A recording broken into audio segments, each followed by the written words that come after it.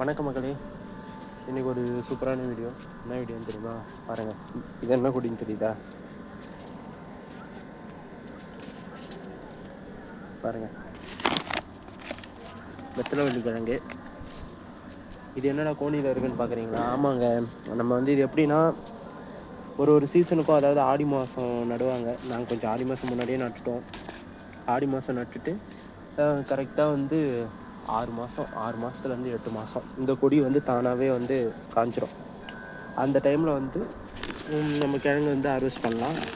இது பாருங்கள், இது போன வருஷம் எடுத்த கிழங்கு வந்து சாப்பிட்டுட்டு மிச்சம் வச்ச கிழங்குலேருந்து முளைச்சி வந்துருந்துச்சு. இது தெரியுதா கிழங்கு?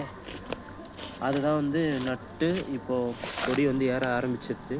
பாருங்கள், கொடி வந்து எவ்வளோ கிட்ட ஏறி இருக்கேன். இங்கே இருக்குது. இந்த கொடி வந்து எவ்வளோக்கு எவ்வளோ ஹைட்டு போகுதோ அவ்வளோக்கு அவ்வளோ வந்து கிழங்கு வந்து இதில் வரும். இது ஃபுல்லாக வந்து ஆற்று மணலும் மாட்டுச்சாணம் எருவும் கொட்டி வச்சுருக்கோம்.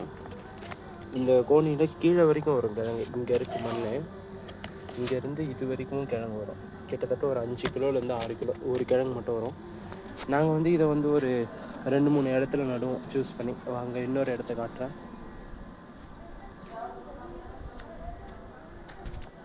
இது வந்து இன்னொரு இடம். இதுவும் அதே மாதிரி தான். இதுவும் 2 கிழங்கு. ஒன்று கோணிலையும் 2 கிழங்கு நல்லா பெருசாக வருங்க. பாருங்கள், இதுக்கே வந்து வேர் பாருங்களேன் எங்கே வரைக்கும் வந்திருக்கு.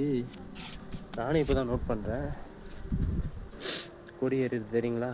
பாருங்கள், அது வரைக்கும் போயிருக்கு, மேலே வரைக்கும்.